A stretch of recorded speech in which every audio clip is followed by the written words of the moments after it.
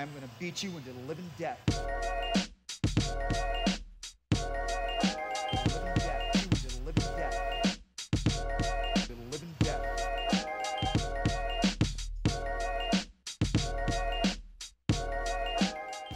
What's up, everybody? Welcome to the Walkout Network. It's your man, Ant Walker, here with the latest edition of the Living Death Show. Of course, I got my two guys with me. We don't need to introduce them, but we're going to do it anyway because we love them so much, and we're happy to sit down with them yet again to discuss the mixed martial arts. First up is the jack of all trades who has mastered them all, the senior editor of SureDog.com, and the big homie, Ben Duffy.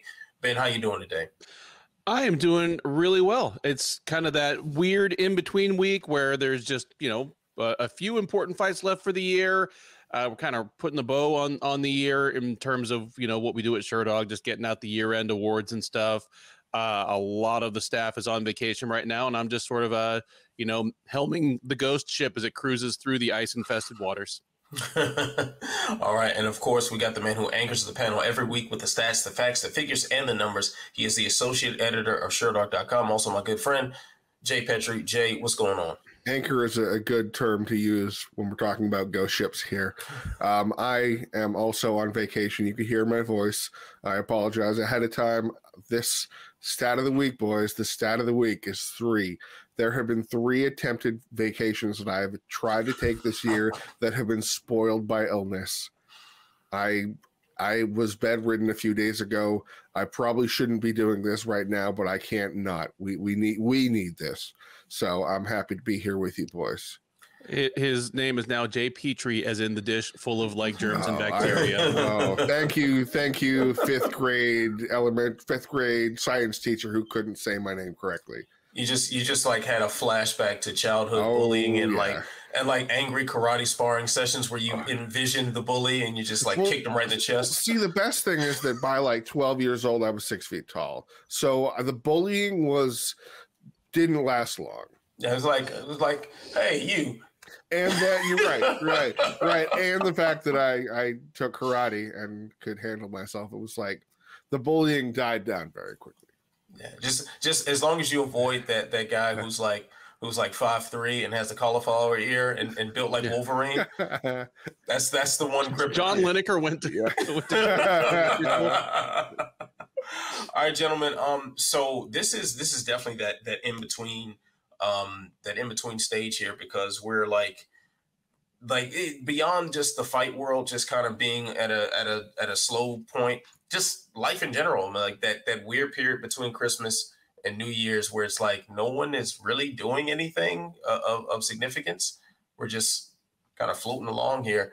But unfortunately, that sort of kind of cheerful carelessness that we would normally experience during our sort of holiday break has been disrupted by yet again another death, another untimely death in the sport of mixed martial arts. This time, UFC Hall of Famer, a light heavyweight that was very instrumental in pushing the UFC to the forefront and actually literally saving the company from massive amounts of debt to mainstream prominence. Stephan Bonnar passing away on Christmas Eve.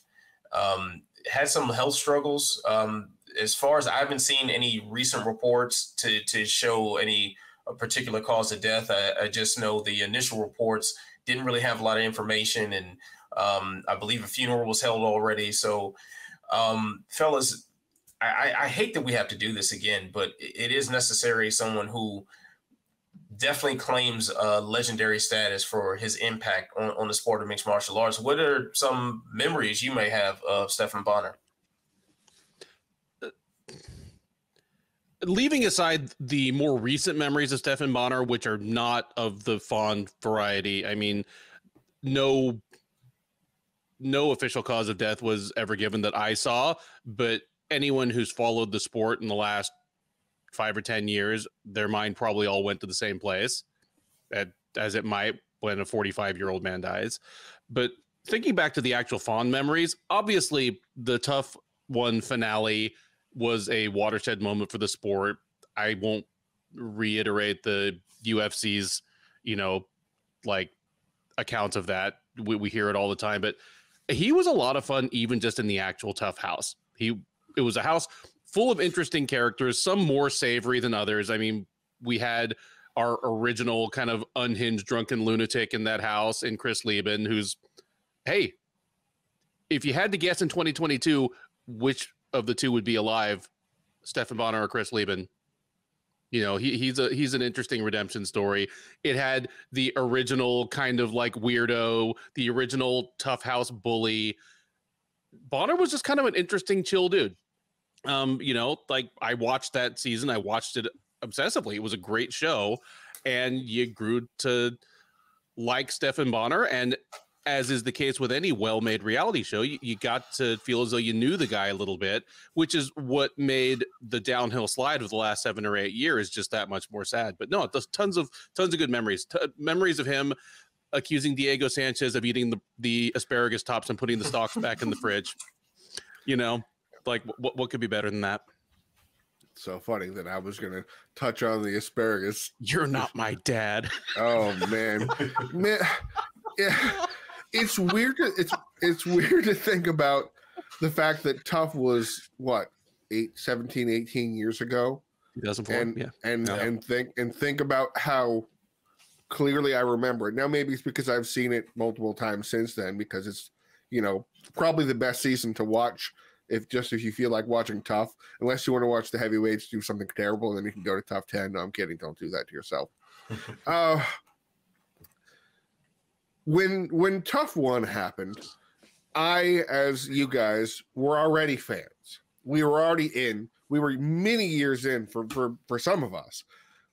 But that felt like that moment where I feel justified not looking like a crazy person when on Saturday night, when my friends are doing something, I'm at the dojo with some of my teammates, my, you know, whatever, dojo mates. I don't call them training partners. It's not quite like that, but you know what I mean. Classmates, I guess. We're watching these crazy, silly fights of whatever, you know, marginal import. And to see the whole Spike situation and to see my friends talking about it, and when Tough won, when the finale went down, and I was in my first year of college, and my friends came in to class that day, and we're talking about it. I'm like, we have so much to discuss, and it opened up doors, and a lot of people got into it. And so my personal bubble of interest and people that I could talk shop with blew up, because otherwise it was either people at the dojo or the Sherdog forums, because yes, I was a Sherdogger since 2002. What are you going to do? And that was largely in part to Stephan Bonnar and what he did in the show itself and the performance he gave that night. So it was a personal thing where I'm like, you know, you can't call somebody. I don't know. I don't have many heroes in I don't think in my world, but I have inspiring people that I look to and I go, man, there was something they did at one time that inspired me to be better. And when Forrest and Stephan had that fight, it inspired me to train harder. It inspired me to, you know, everything like that. And it's tough because Stephan Bonnar, you know, we know he tested positive for steroids multiple times, and we know the other stories that were leading up to it. So it's okay to be sad and upset about it. Shut up, Sean Strickland. You don't just sit this one out, pal. The UFC said that it was a heart issue, and if that's the case, you can think of contributing factors and you can assume this or that. But the other thing he really meant a lot to me was because of his walkout. Eminence Front is an all-time great song, and walking out to the Who, that's the good stuff. So yeah, rest in peace, Stephan Bonnar. Yeah, well said, fellas. You know, I'm not going to rehash the Ultimate Fighter season 1 finale. I mean, that was a big moment. and I remember watching that in my bedroom and going crazy and like knocking my chair over and everything with excitement.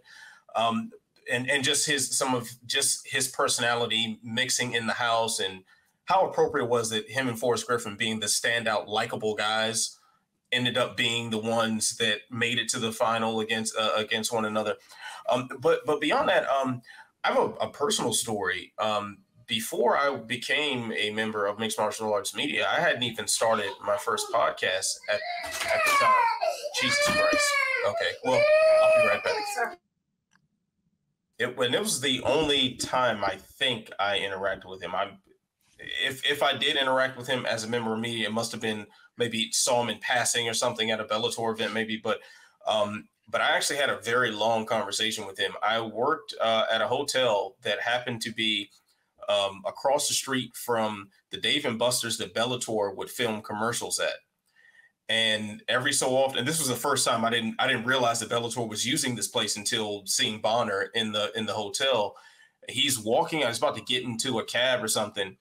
And he walks past me. I was like, Stephan Bonnar, and he turns around. And he's like, yeah, and shakes my hand.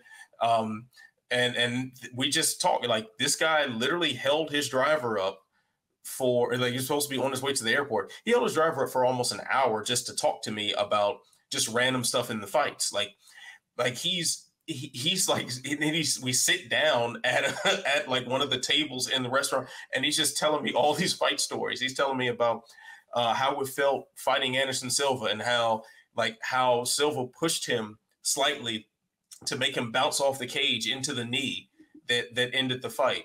He was telling me about fighting Krzysztof Szczynski, and like just all the madness around that, and how bloody everything was, and how it was just a little blood, I can still fight. And he's telling me all these little tiny details that you would miss if you just watch the fights. And I found it fascinating.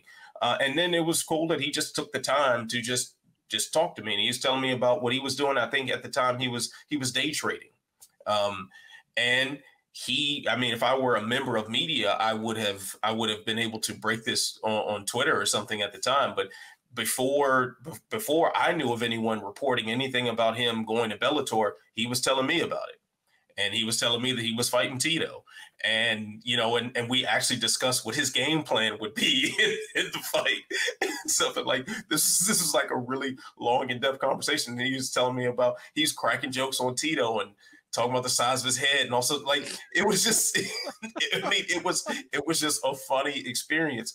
And I was, obviously, I think I'm pretty sure I was even on this show, like, critical of, his behavior in the years after. I mean, even his appearances at Bellator were just bizarre. Like the whole Justin McCulley in the mask and all that sort of stuff. It was just bizarre. And he had some very, very troubling behavior. But in that interaction with him, I found him to be a friendly guy. I found him to be easy to talk to and just kind of fun and lighthearted.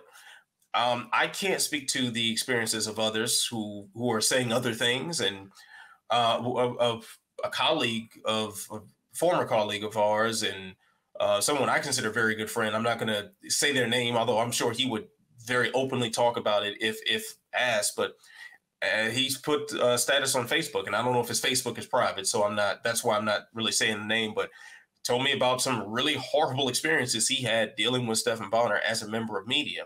So like anyone else, I mean, we just got finished having this same sort of discussion about Rumble Johnson, like, a person who's complex and clearly flawed, but still too young to die, too young to be checking out and leaving behind a family. So RIP Stephan Bonnar, and all his loved ones. So I think let's just try to remember the entertainment he brought us, and how funny it was that he was flexing like it was Muscle Beach ahead of that Anderson Silva fight. Oh, and it's just like the most obvious steroid test failure of all time. This side of Kung Lee, it's my gosh! Yeah, it's like, yo, this was hilarious. But like that sort of thing, the annex in the tough house, like just an interesting personality that the sport owes a lot to. not just because of that final fight, but that personality is one reason why people kept watching Tough. That there were enough people to watch the finale to make it entertaining. I mean, how different would this sport be if the finale had been like Sam Hoger, the clothes thief, versus Bobby Southworth, like the bully? Oh, yeah. Yeah. It just wouldn't have been the same. It just wouldn't have slapped the same. But also let this be a cautionary tale as well.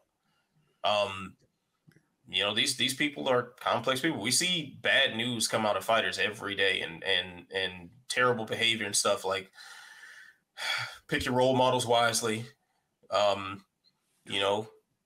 Pick your behavior wisely. Like, choose your actions with some level of discretion and stay away from those vices, man. It's a shame that a 45-year-old man with a wife and children is no longer here to be a husband and a father. So that's really the biggest takeaway from this, in my opinion. Well, gentlemen, let's go ahead and shift gears, because there is some actual fights to talk about before we start talking about the fun stuff. I mean, the fights are fun, but you guys know what I mean. Rizin and Bellator crossover, New Year's Eve card. We've got some interesting matchups on this. Fellas, I know you guys probably have at least something to say about a couple of these matchups, and we definitely will give the floor for you on that. But man, are you guys hoping that this is like a regular thing? Like, we've seen Bellator and Rizin link up on a New Year's Eve a couple years ago, and what was it, Rampage and Fedor in the main event? That was fun. But this feels like a real promotion versus promotion thing. Is this the future? It's possibly the future of these two promotions. Like, a regular exchange of talent between these two would be a really fun thing. And this is almost the two biggest promotions that you could feasibly see doing this on even a once or twice a year basis. Like, because Rizin has a really interesting stable of fighters, but they put on events so sporadically, they can't keep those fighters busy. So a lot of their fighters also fight in Shudo or Deep or Pancrase. Just being able to farm them out to Bellator for a fight or two per year so that they can get the Kleber Erbsts of the world, 3 or 4 fights a year. So they can get Naoki Inoue 3 or 4 fights a year, or let him kickbox or do whatever. You could see it happening. And the way that Coker and Sakakibara are talking about this gives me hope, knock on wood, well, knock on glass for this desk, that this is something that we could see again, even just once or twice a year. I don't want a merger, because I love the differences between these two promotions. Like, I loved seeing Kyoji Horiguchi and Darian Caldwell fight twice, once in a cage, once in a ring. That was awesome. I want more of that. So yeah, if we get this, and then we get a few of Bellator stars showing up, or a few of Rizin stars showing up in the Bellator cage over the course of the year, that would be amazing. And again, they're probably the two biggest promotions that you could see feasibly doing this. Like, you look around, PFL can't do this. No. Unless it wouldn't work with PFL's formula. You couldn't see one championship doing it, just because their differences in the ways they regulate their fighters are so fundamental that, like, what are they going to do? Send them out to fight without the hydration and wait, the weight class differences alone might torpedo a lot of that. And anyone going over to one would be like, I got to do what? So, like, that really wouldn't work. These are kind of the biggest promotions you could see doing it, aside from like Invicta in the UFC that, did that kind of thing for a little while. It works. What they do. Patricky Pitbull was tossed in. You guys remember when Pride ran its middleweight Grand Prix, and the UFC threw over Chuck to see, he's going to run the show. That when Bellator tossed Patricky Pitbull over to the Rizin lightweight tournament to do the same, they thought that he was going to run the table, and he did, until he didn't, which was very interesting. That told us a story. So this feels more comprehensive because it's a 5-on-5. And I really like everything about it, except for the fact, the stakes. That's the only thing I dislike about this, because if I'm not mistaken, I think, I mix up my 135ers in Rizin right now because I think the title is somewhere else. I think Soo Chul Kim has it instead of Hero. I don't know.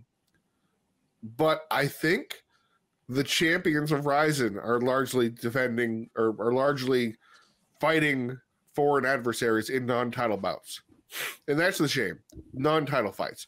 Because if these were, defenses or the intercontinental, anything like that, it would just add some sort of mystique and appeal. Like when RFA and Legacy had the Access TV Super Fight card. I don't know if this might be too obscure. Anyway, the champions fought the champions of the organizations, and at the end of it, wasn't it Damasio Page fought in the main event, and it was for the Access TV Super Fight title. It's because it was the RFA champion, the Legacy champion. Now, granted, they emerged not long afterwards, so this is kind of the proof of concept that the companies could work together.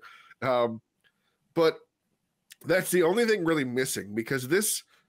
Yes, do this, co-promote. This is perfect. The only thing that's going to mess it up, and I want to curse so very badly, but I'm going to keep it on the up and up, is how hard it is to watch this stupid fight card. I'll be your Obama anger translator for this. What the fuck? Tape delay. Come on. It is mind-boggling that we are in the year of our Lord 2022, 2023 is on the horizon, and the conscious decision to tape delay a fight card is happening in the world. Yeah. Here's how bad it is before my voice gives out again. Rizin is showing the first 7 or 8 fights ending up with Seika Izawa versus Siwoo Park, who is going to be the #1 atomweight in the world. Oh yeah, like, it's the highest level fight on the card in terms of rankings. This is by far the most relevant top fight of the card.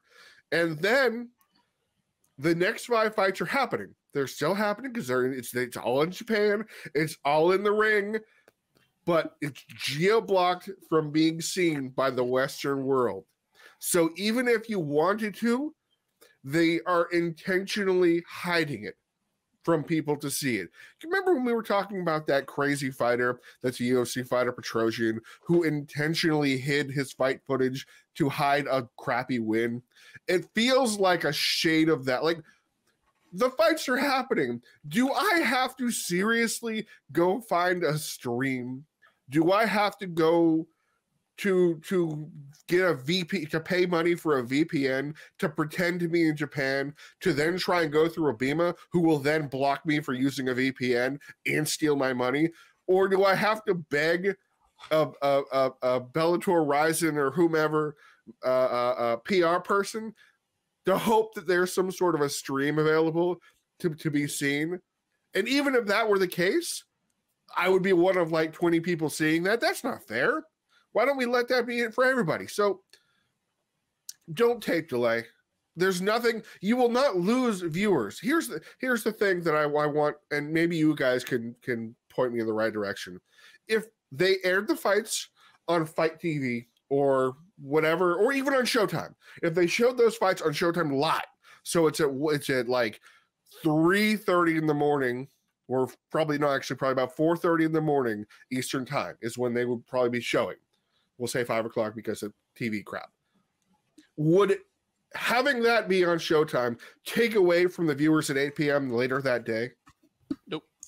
No. It would add to them, because word would get out. Oh, dude, AJ McKee, and Roberto Satoshi put on a last-minute fight of the year candidate. Do we count this in the fight of the year for 2023, or do we let it sneak through the door for 2022 and redo the whole discussion? I just on principle, making your product harder to find is a bad business decision. And amid all the things that Bellator does that I love, I do not understand why they're still married to this 2003 idea. You know what? This is bringing back memories of what the UFC was on Fox, when it was like you had to the prelims were on, even before Fox, it was like the prelims were on. Remember the channel Ion? Ion, that was it. Yeah, they were on Ion or on Facebook, and then you switch over to this channel to watch this, and then the main card, and it's just confusing. I propose a new rule right here. How about this? If, as a fan attending a live event, if it takes you one ticket to walk into the building, sit down, and see all of the product, how about just you turn on your TV and on this one medium that you choose, you see the whole damn thing? I don't think that's that radical of a concept. Like, imagine going to an NFL, like you watching an NFL game, and then at halftime, you got to switch the channel, or the fourth quarter is only available in Wyoming. Like, why? Or on pay-per-view. Yeah, it's like you can only watch the fourth quarter in pay-per-view. Oh, yeah, like, my what gosh. are we doing here? Like, what are we doing here? That makes no sense to me. And especially an organization like Rizin is, I'm sure they're not struggling, but they could use some more eyeballs on the product. Anyone that's running a business that is hoping to turn a profit could use more people to view and enjoy the product.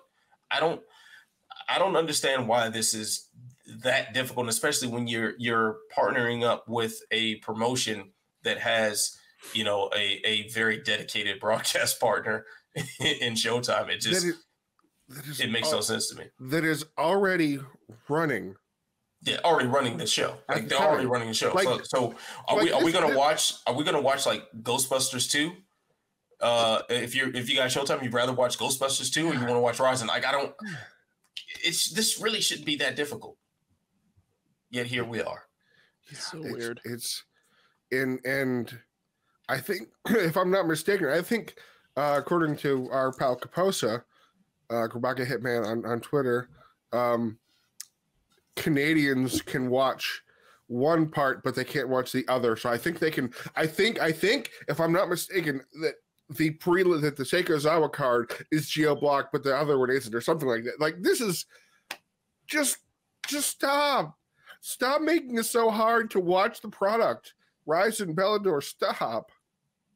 Yeah, God forbid people want to actually watch and enjoy this thing. Hey, Josh Thompson, we're trying. Okay. Yeah. You didn't tell us where to go. Okay. Yeah. You didn't tell us where to go. It's your fault, Josh. We're the media. We're supposed to promote. We don't even have, like, it's December 28th. The show is going on in 2 and change days. And it's still hard for me as a media guy, an editor for a major MMA news site, to explain how to watch the GD product. You done messed up, Ron. Yeah. Madness, silliness. Quickly, what of the crossover fights on the card here, which one is standing out to you as the potential for the most excitement? Oh, well, it's almost cheating to say the flyweight fight, but Hiromasa Ogikubo versus Kyoji Horiguchi will be absolutely bananas. It is a pretty high level fight. They're both top 10 flyweights on talent. Yeah, and both have a penchant for exciting fights. So I love that one. Ogikubo is doing well, and he's doing well past the normal expiration date of a 125-pound male fighter. I mean, he's 35. He's been a borderline contender and one of the most reliably exciting flyweights in the world for like 10 years now. I mean, that's popcorn fight right there. Obviously, Patricio Pitbull and AJ McKee are two of the very best fighters in the world, and I could see them losing. I could see them both losing. I am so happy you said that, because I was going to do my bold prediction that by night's end, one of those two fights will end by a submission loss. That either Roberto Satoshi or Kleber Koike will submit their opponent. I mean, AJ McKee, I like how Sherdog's Lev Basarski's put it. It's like, we haven't seen a natural talent like this since like young John Jones.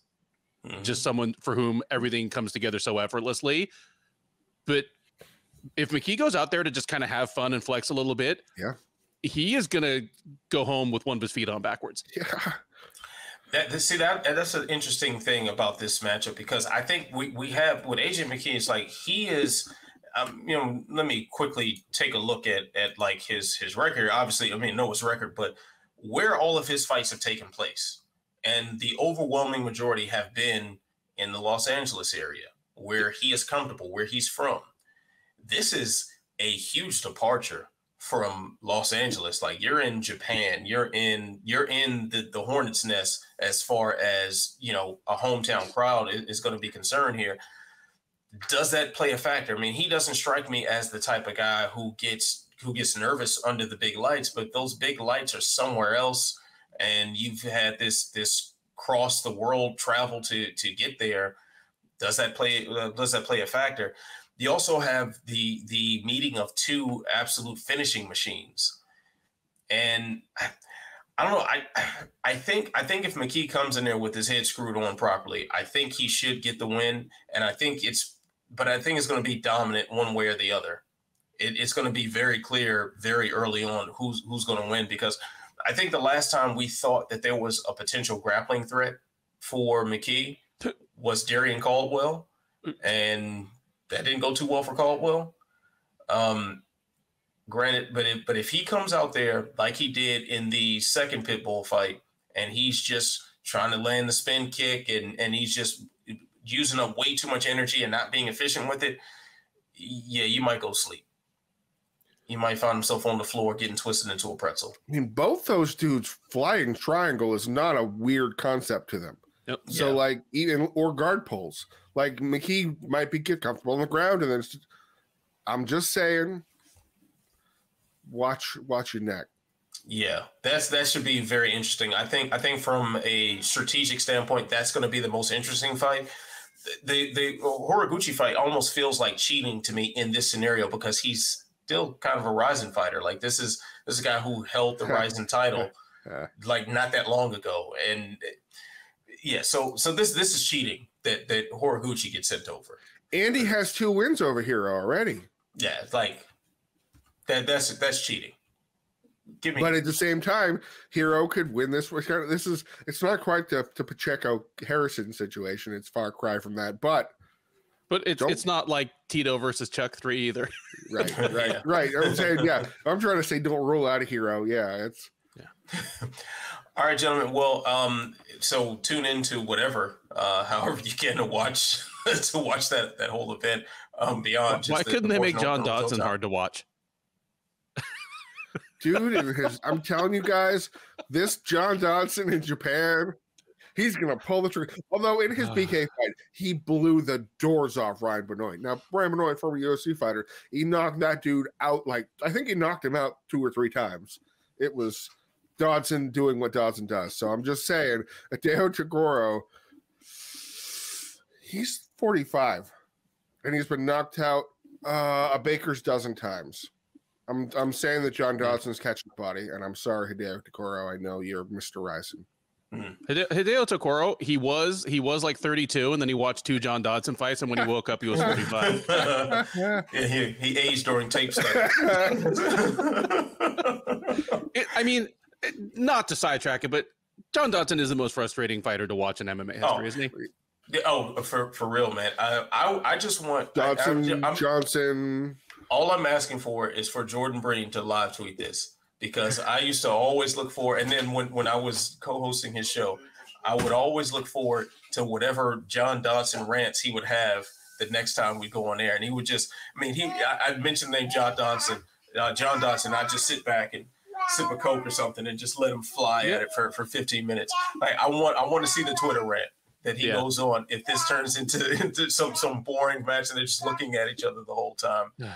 So, all right, fellas. Well, we definitely will talk more about the aftermath of the Bellator Rizin crossover next week. But, gentlemen, this is the last show for the year 2022. And let's talk about that year as a whole. I don't want to do the KO and submission and fight of the year. So everybody's talking about that. And we tend to agree on all of that stuff. And remembering our conversations leading up to this show and just over the year period, it's like we agreed about the knockout. Like I think last week we were saying, yeah, it's Michael Chandler and Tony Ferguson with a couple other honorable mentions in there. So let's skip that. What's your number one I'm not surprised of the year, if you can think of it? Because I'm having trouble. There's a lot of dumb things happen this year. Ooh. I mean, there's a little bit of recency bias here since it is the biggest story in the sport right now. But I am actually surprised that the just Wild West, wide open, like terrain for fuckery and underhandedness around betting, around MMA has finally kind of caught up with the UFC. I didn't expect it would be this year. I didn't expect it would break like it would, but I figured MMA would have its, its Black Sox moment, or its time in the 1920s where like the NCAA basketball tournament was basically like canceled for a couple of years because of point shaving. I figured that moment was coming for MMA at some point, but I figured it would be 5 or 10 years from now. But it happened. It happened this year. It happened suddenly, and it happened through somebody that in history, this will be what James Krause goes down for. This is what he'll be remembered for. I mean, the history for the sport is happening right in front of us right now and is plain for all to see. So I am not surprised that it's happening, but again, I'm surprised where, when, how, and through whom it is going on. Yeah. And I believe now the FBI is officially involved. Like, there were rumors of it, but the FBI is officially investigating, and yeah, this ain't going away anytime soon, fellas. No, I mean, who was it that just got suspended by the UFC for no apparent reason? Right. Molina. Jeff Molina. Like clearly stuff's being uncovered. Who was pulled out of his fight against Jimmy Flick in January when they were doing that whole "you're with him or you're against us" kind of thing. Yeah. So, Jay, any particular I'm not surprised that this stood out to you? I don't know if I covered it during that week or the weeks that it was a topical one, but I think in terms of a whole story, and I'm surprised and ironically completely unsurprised, is the fact that Jorge Masvidal, who grew up fighting on the streets and was made famous for fighting on the streets, surprised the world when he had a sort of a street altercation with Colby Covington after a fight that he was so upset about that he wasn't finished doing it, and decided not to Paul Daly himself, but to then handle it later. Which, by the way, if he had popped Colby then, it'd be over. But he popped Colby on the streets, and he's going to be possibly fighting for a title. So just think about the Jorge Masvidal situation there. Because we know the story by now, so I don't need to rehash that like 2 weeks after their fight, a deflating I think it was fight of the night, but I don't remember it being the fight of the night type of situation, where Masvidal lost to bitter rival Colby Covington, former training partner, ex-lover. Well, I don't know, I don't care. And just they all went to hell when 2 weeks later, Masvidal, still allegedly, because he hasn't been convicted yet, had a facial mask as you do, and a hoodie on, and still looked very much like Jorge Masvidal, allegedly, because he's got a distinctive look, and he still sounds like him because it's still him, and he still happens to know Colby Covington because they were spent a lot of time together, allegedly. Ran up on him and punched him out and broke his watch, and I can't think of a less shocking turn of events. That of all the fighters on the entire roster, who would you be least surprised got in with somebody on the street? Jorge Masvidal. If he isn't 1, 2, and 3, we're doing something wrong here. Like I can't. It is so. Well, of course that happened type of situation. Yeah, it's like I'm surprised that hasn't happened before more than anything, and. I guess I'm most surprised, if there's anything, is that, yeah, he still is in championship contention, despite having lost 3 of his last 3 fights. maybe that's the, well, no, technically maybe he's like, well, no, actually, wait a second. He's hold on. He's 2-3 because he had the backstage thing with Leon Edwards and he had the on the street thing with Colby Covington. So they're unsanctioned. 2 out of his last 5. He's all won. I'm saying is that they're not on Sherdog Fight Finder, but they may show up on Tapology. They'll definitely be in the commercial. That's for sure.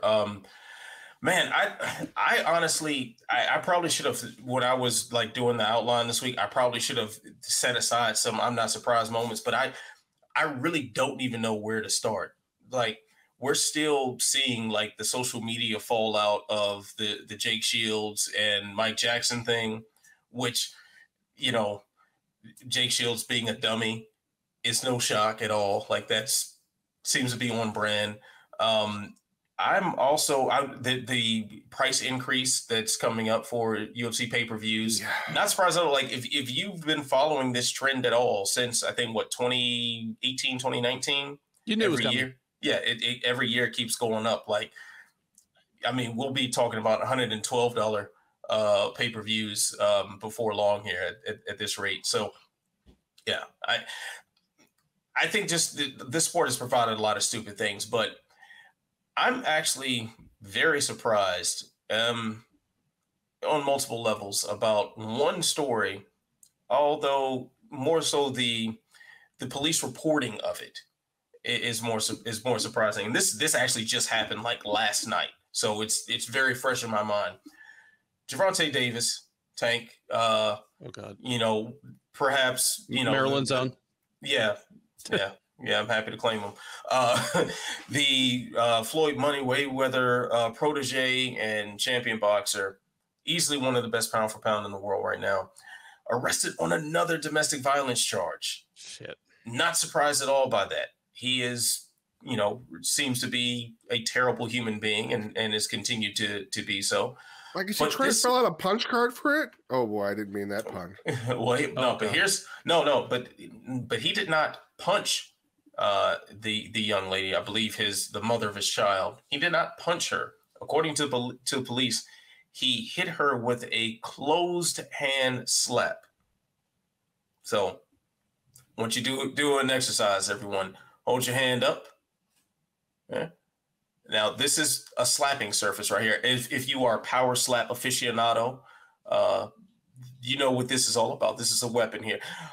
You close your hand. What? Oh, wow, that looks like a fist. Is that a punch or? Jesus. Yeah. So Gervonta Davis, professional closed hand slapper, arrested for closed hand slapping somebody. So it's a woman at that, the mother of his child. So, yeah. The police reporting on that that's just hilarious. Like, that was the official thing said to Mike Coppinger of, I think he's with The Athletic, about what happened in this incident last night. Anyway, fellas.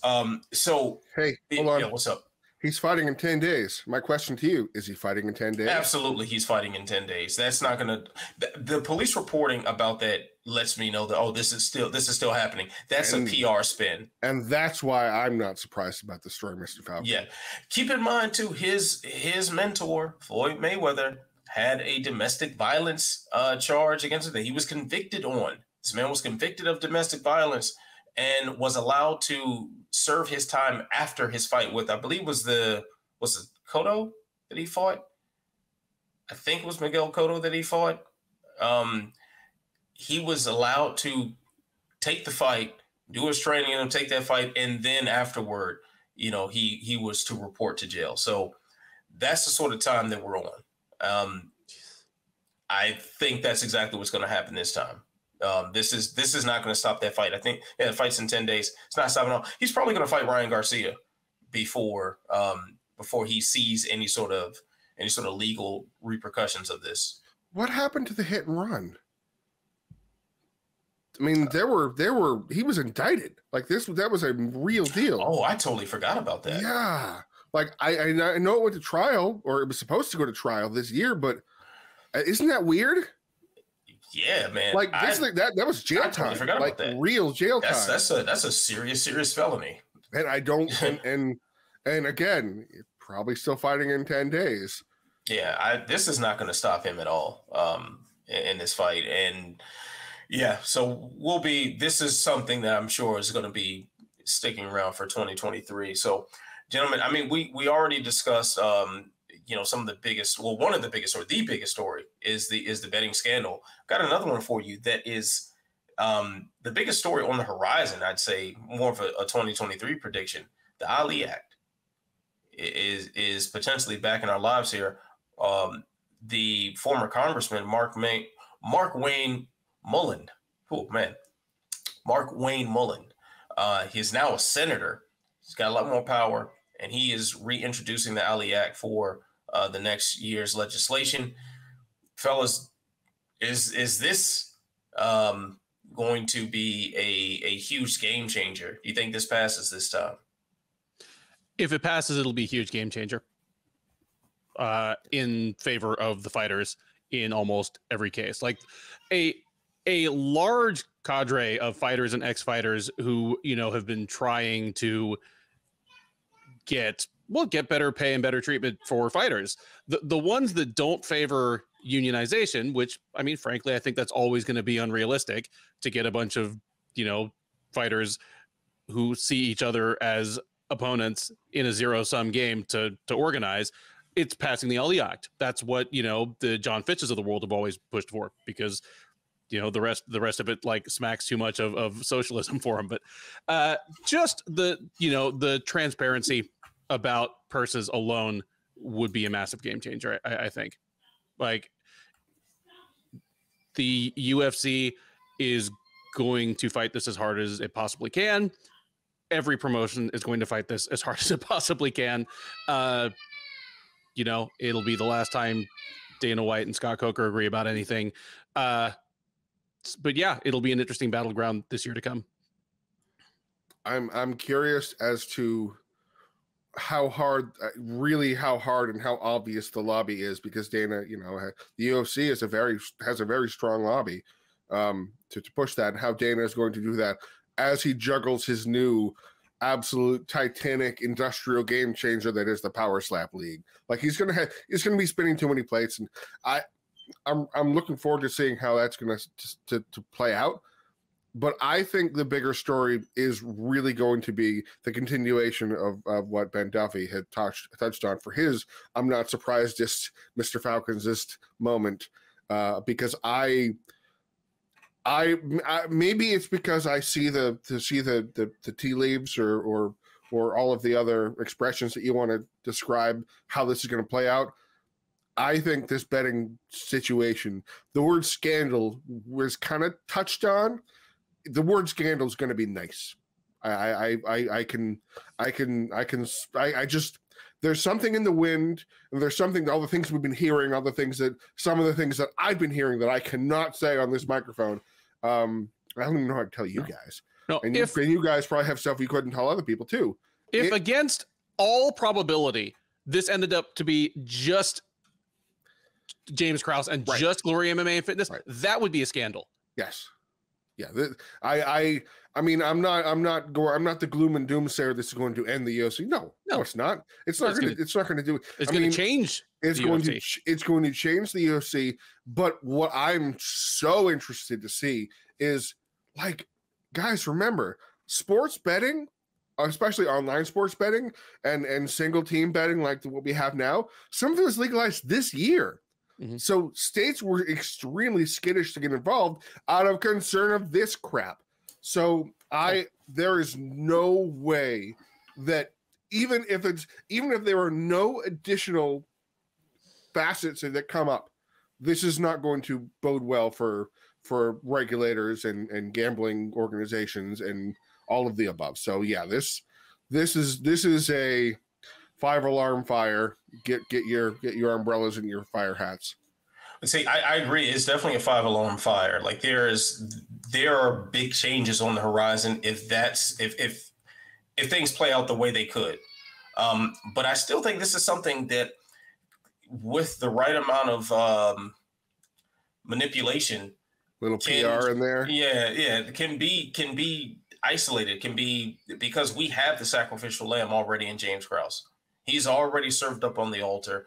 All you have to do is drive the knife in, rip his heart out, and throw it down the stairs to the gods at this point.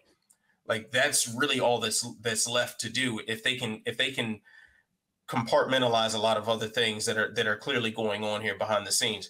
But the Ali Act, though, is something that affects the overall sport. Absolutely. And that conversation we just had about the crossover fights and different promotions working together and all that stuff, well, that would be sort of a reality. Like, the titles in each promotion will vanish, and that as UFC officials describe, that trophy for the best winner of the night doesn't mean anything. It goes away, and you've got sanctioning bodies with their own titles, and that means Bellator versus UFC versus one versus everybody all the time. That will fundamentally change everything that we watch, and fundamentally change a lot of our discussions about the sport. Like, it changes everything about it. Might even force rule changes to where there is a unified rules across the world. That might be something that happens too. So we're looking at a change in the literal action that happens in the cage, in addition to the operations of the business, where the gambling aspect feels more it's just within the business, as long as the fights aren't being fixed. you know what I mean? So I'm definitely curious as to what's going to play out with this one, because we also, from what I understand, he also has bipartisan support in pushing this. So that's a big deal. And once again, now with a Democratic president, you don't have Dana's buddy sitting in the White House who could make the labor dispute go away after a conversation. Like, you don't have that sort of, bat phone to the White House that you once did. So, man, it's going to be interesting. It's going to be very, very interesting. And I'm sure we will have many, many discussions about it. Gentlemen,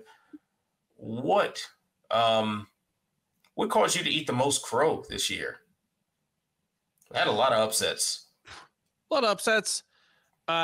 Certainly, and this will be my Houston showing, I did not expect myself to be saying that Derek Lewis would go 0-2 in 2022. One of those losses in particular, very surprising to me.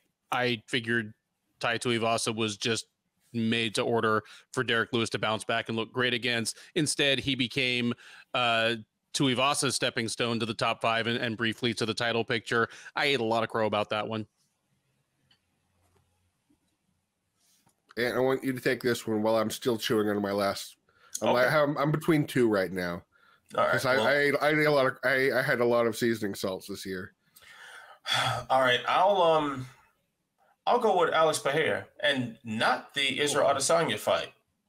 I'm going to go the Sean Strickland fight. I was so confident that Sean Strickland was going to completely derail the hype train, that we wouldn't even see Izzy versus Pereira. I was certain of that.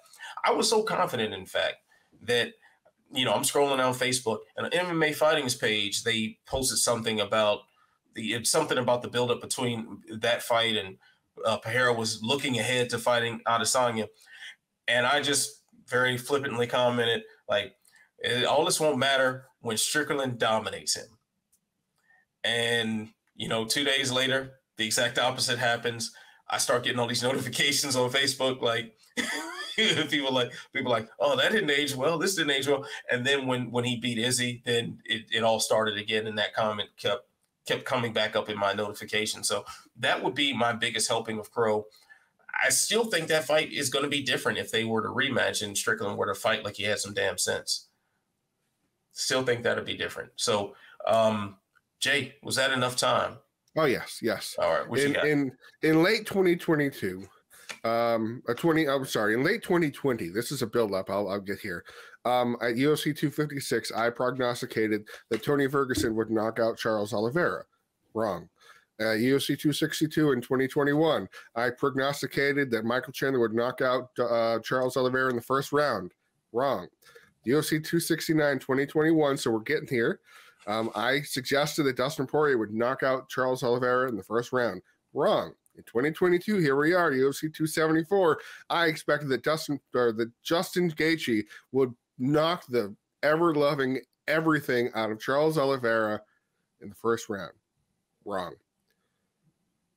at UFC 280, I suggested that Charles Oliveira would knock out Islam Makhachev.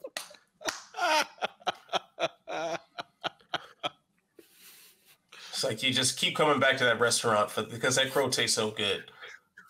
I finally picked against. No, I finally picked Oliveira, and yep. And no, it's like you went to that restaurant, yes. you ordered something different, yes. and they yes. and then they just you yes. You know what? I've had the crow. Let me have a steak. Yes. And they say, you know what? No, this crow. It's a crow. This crow's where it's at. Same stuff. Just walking into the street and getting hit by traffic going both ways. I'm not looking. Nope. Yep. It was a double serving, because I tell you guys, I couldn't have been more confident that Gaethje would get past it. That yes, he has deficiencies and liabilities on the ground, but he hits so hard and has the ability to debilitate his opponents with enough leg kicks early and often that it would take the sting out of Oliveira's strikes and wouldn't let him go to the grappling soon enough. And that happened until it didn't. And then Oliveira knocked Justin Gaethje's block off. And then Charles Oliveira was going to get in there, and now the ground's going to be nothing. That when they have just every round has to start stand up. Just chewing all that crow. Crow skin, just deep fried crow skin just hanging off your lip. Oh yeah. All just the way. Grease all over your face, and yeah. Oh, yeah, man. I hate it, but I love it. Well, how about this, fellas?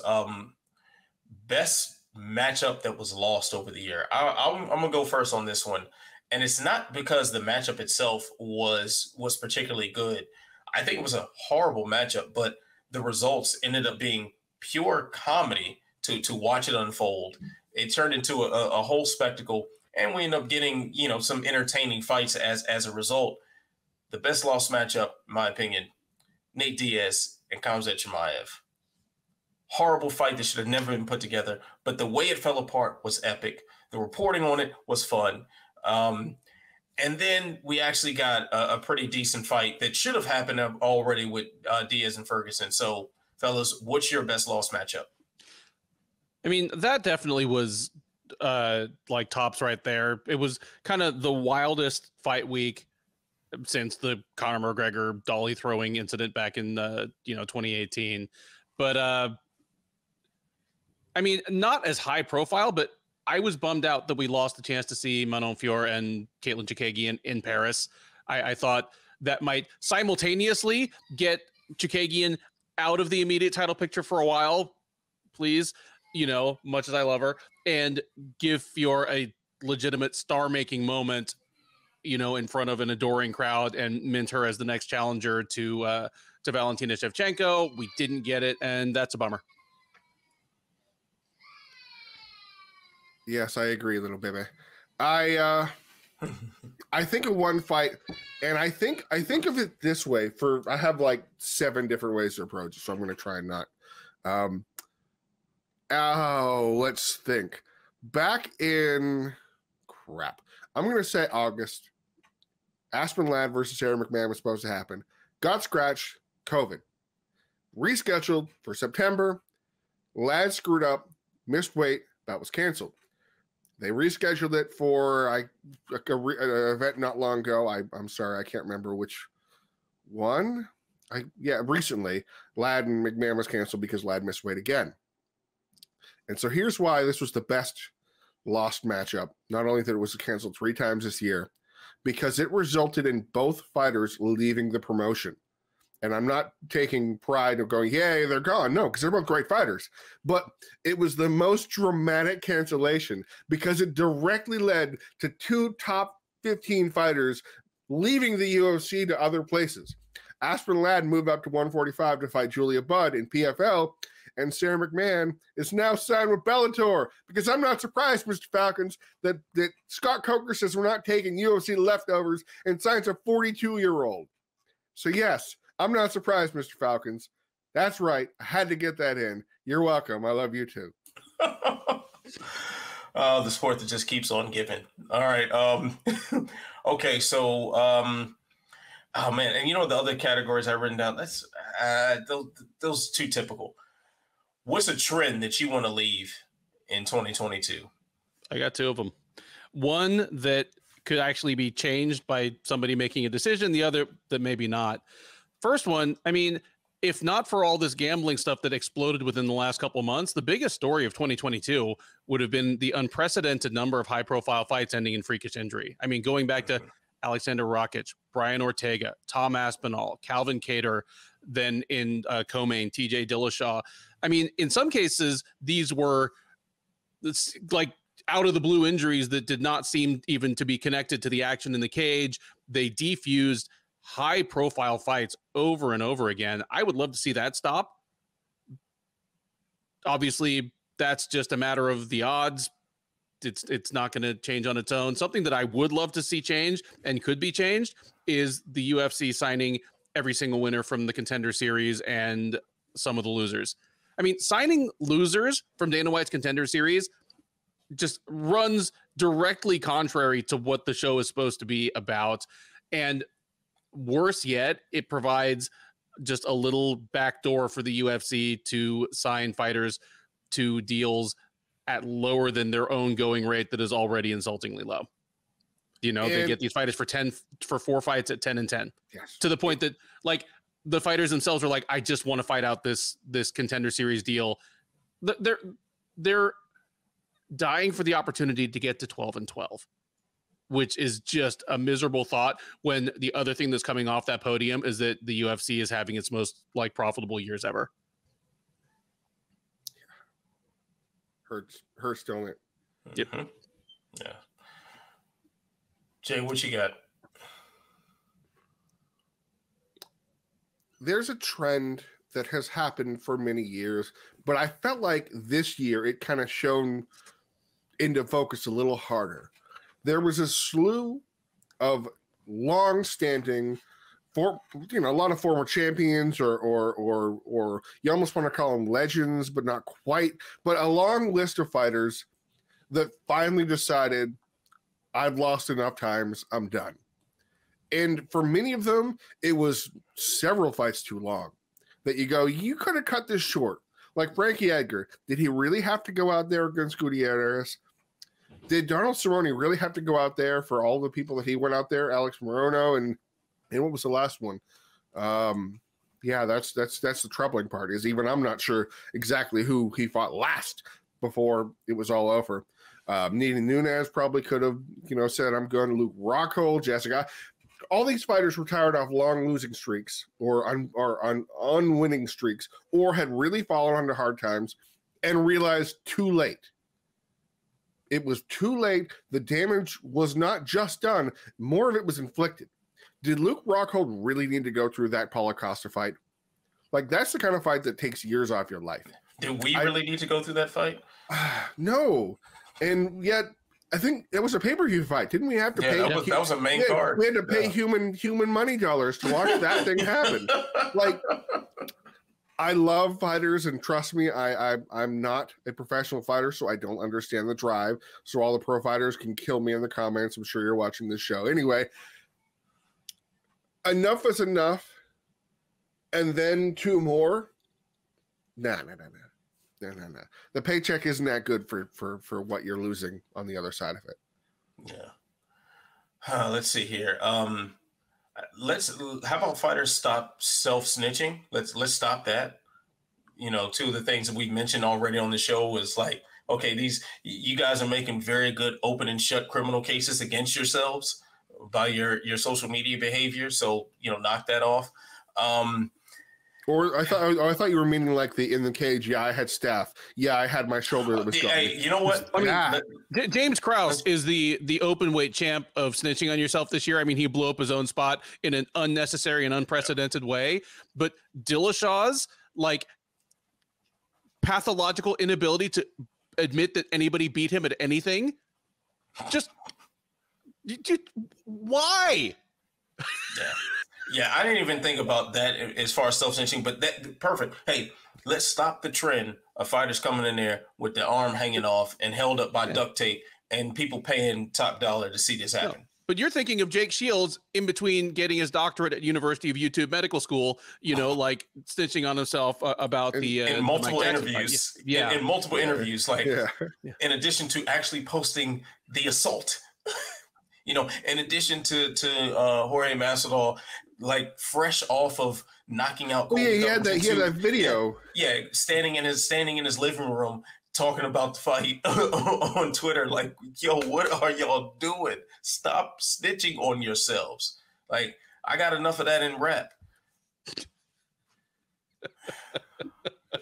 Lord. All right, fellas. So let's see here for 2023 prediction that we'll wrap things up with. What new champions do you think emerge? Oh, and I got one more. I got one more after that. One more question after that to shut it down. My biggest surprise is going to be Sergey Pavlovich as the UFC heavyweight champion. I think that by 2023 he will hold a gold belt of some kind. I'm surprised how he won me over in such a dramatic fashion. By the way he approached the fights and by the opponents he defeated, the way he defeated them, that even other people who'd beaten them to get to that point, I went, I don't know. When I look at that fight, and obviously we have to have Francis Ngannou come back, and we still don't know about that.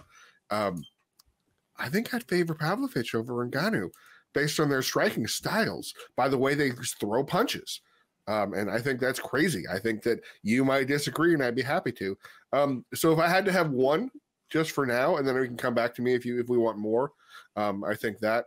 And I guess if there's another one, I think Leon Edwards is actually going to remain champion for a good little while too. Yeah. What you got, Ben? I think Alexander Volkanovski might be a 2-division champion midway through 2023. Oh, that is bold. That's bold. And I was going to go the exact opposite. I was thinking that he's going to have no belts. That Islam beats him so bad that he's going to have to give up the 145 belt for a little bit, or at least that interim title runs a bit longer. I'm thinking Yair Rodriguez is going to be featherweight champion. Wow. That's bigger than Pavlovich. Dang, man, I'm impressed. Yeah. What else I got here? I think we could be looking at the return of Robert Whittaker. That was exactly who our next guy was going to be. I'm so happy. Yes. No. I think we're looking at AJ McKee as Bellator lightweight champion. Petri. I think. No, wait, Usman's got. Yeah, Usman. Yeah, I think he does Petri, but yeah, I think he gives Usman that work. That's gonna be fun. Yeah. Although just to kind of taper that one, they're doing the lightweight tournament, so the that's right. The matchups are going to be. It's going to be like Usman versus like the number 16 seed. So like the calendar may not allow if they seed it, if they don't just draw the names out of a hat like they did for their welterweight one. Yeah, that's true. Okay, so we'll see. But hey, if you put them in the cage, AJ McKee's walking around with that belt. Does anybody want to pound the table for Manon Fior? I wasn't going to pound the table for her. I was going to pound the table for Tatiana Suarez. I'll pound the table if that fight happens in February. Tatiana Suarez broke my heart too many times. It's December 28th. What are we doing? If Tatiana Suarez is announcing to some random fan that she's fighting in February, and that's the first anybody's hearing about her fighting in February, she is the kind of fighter who, as a returning top, wasn't she like the number 2? She was like top 5 or something? Number 3, I think. Yeah, I mean, I know she. I mean, her win streak is age, but dusted Esparza worse than Zhang did. I think that she was like, number 2. Then, if she's not in the co-main event spot, how would they not know by now, or how would they not say by now? That would be a big thing they should talk about. The challenger has the video game. You push the button, the other controller goes. The challenger has arrived. Nothing. You blew it. I wouldn't. I think it's more likely that I don't know who. Ketlin Vieira. I don't know, because Nunes retires. Like I could see Nunes packing it up and then. Yeah, I don't think Nunes hey, actually, makes it through the year as an active fighter. I agree, but let me ask you that question then. How do they do this? Do they just a vacant title and go on?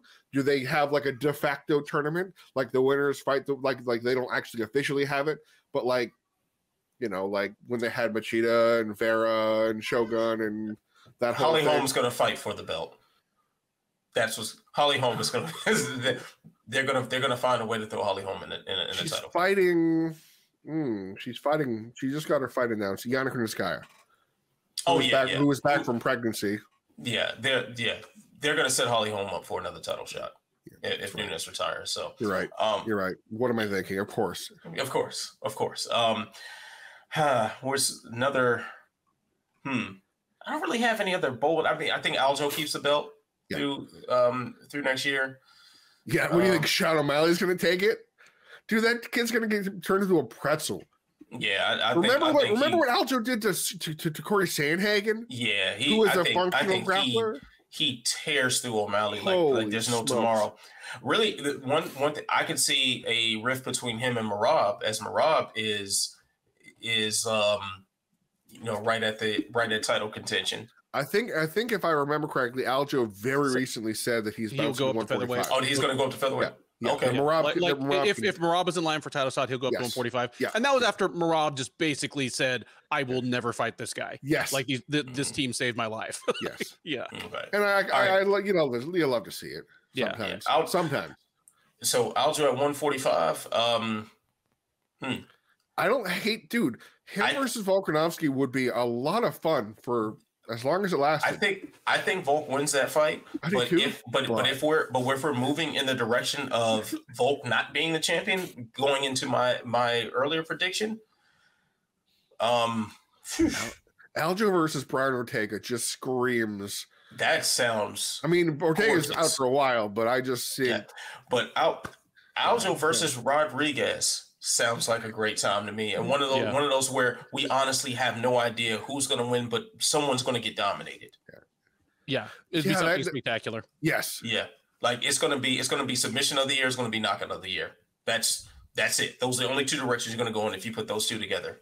Like I can't be so bold to say Topuria because I don't think it would be this year. There's 2023. I think if Topuria wins it, it will not be this year. It's the same way I feel about Andre Muniz at middleweight. Exactly. Yeah. It's like he won't get there because of the traffic, but once he gets there, like I could see him being a champ. Like they're making Muniz fight out of the rankings. They're making him fight Brendan Allen. They're making him fight a guy who has as many fights at 195 as 185. Yeah. They're going to make him the Franklin weight champ before like he gets for a middleweight title. Well, maybe he can defend the title against Vanderlei Silva.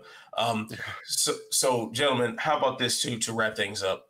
What's one fight that you would love to have in 2023 across any promotion, across any combat discipline? What are you thinking here? I got mine, and it's one you've probably heard me say before. I've definitely been on a show. If it wasn't this show, I definitely said it on a show before, a fight that I wanted. That still ain't happened. Dana White versus Chatri Sityodtong in Power Slap League. Wow.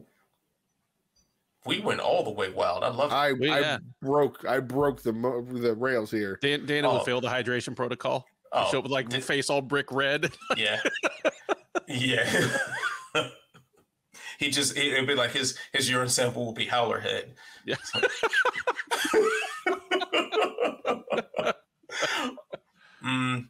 Let's see here. I'm just gonna throw it out there, man. This could happen in two different promotions. Let's get MVP versus Raymond Daniels. Can we just finally get this out the way? Let's do that. It could be Bellator or it could be Karate Combat. Just make it happen. Just make it happen, please. That's all I want. I mean, any promotions? Like, give me Rodolfo Vieira versus Buchecha in MMA. Oh boy. Oh, that'd be wild. Jeez. If I had to pick a realistic one, because we're doing this, I really think that this fight could potentially happen. John Jones versus Cyril Gane. I think that's a more interesting. I don't like the Ngannou matchup. I don't like it as much as I like the Cyril Gane. Identical in many ways, not just dimensions and everything. It sounds like a fascinating fight. It's a fight that I would be willing to see a couple times, but I don't think we would, but just once, but still. No. I mean, just John Jones actually competing in 2023 would be nice, because sometimes I forget who the guy is. Like, it's, yeah. But anyway, fellas, I think that'll do it for this edition of the Living Death Show.